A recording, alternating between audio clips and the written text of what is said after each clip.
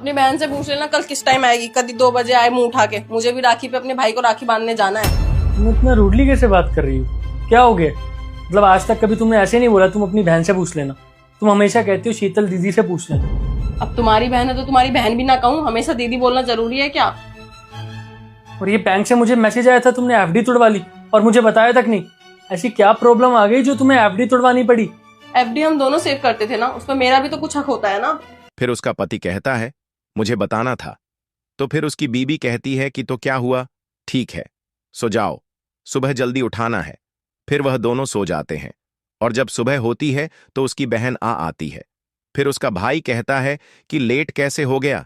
फिर उसकी बहन ट्रैफिक बहुत थी।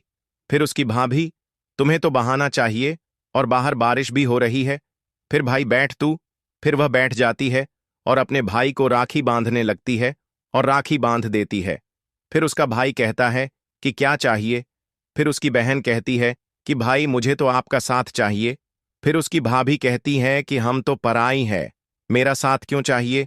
फिर उसकी ननद कहती है कि भाभी आप क्या कर रही हैं। फिर वह कहती है कि जब आपके पास पैसे नहीं थे हो तुमने मुझे बताया क्यों नहीं, और तुमने अपना घर गिरवी क्यों रख दिया। हम दोनों थे तो तुम्हारी मदद के लिए। फिर उसकी ननद कहती है कि भाभी मुझे माफ कर दो, अब से जो काम करूंगी तुम्हें बताऊंगी। फिर उसकी भाभी उसके मकान के कागज लेकर आती है और कहती हैं कि ये है तुम्हारी राखी बंधाई की कीमत। फिर उसका पति कहता है कि तुम्हें कैसे पता। अरे रुक जा बेटा, अगर इस शॉर्ट्स में कोई डांस कर रही होती तो तुम इसे भर भर के लाइक और सब्सक्राइब कर देते। तो आज मेरे लिए नहीं करोगे क्या? और कमेंट में जय माँ सरस्वती जरूर लिख देना। फिर वह कहती है कि जिसको यह कागज दी थी वह मेरी सहेली है। फिर वह दोनों बहुत खुश हो जाते हैं।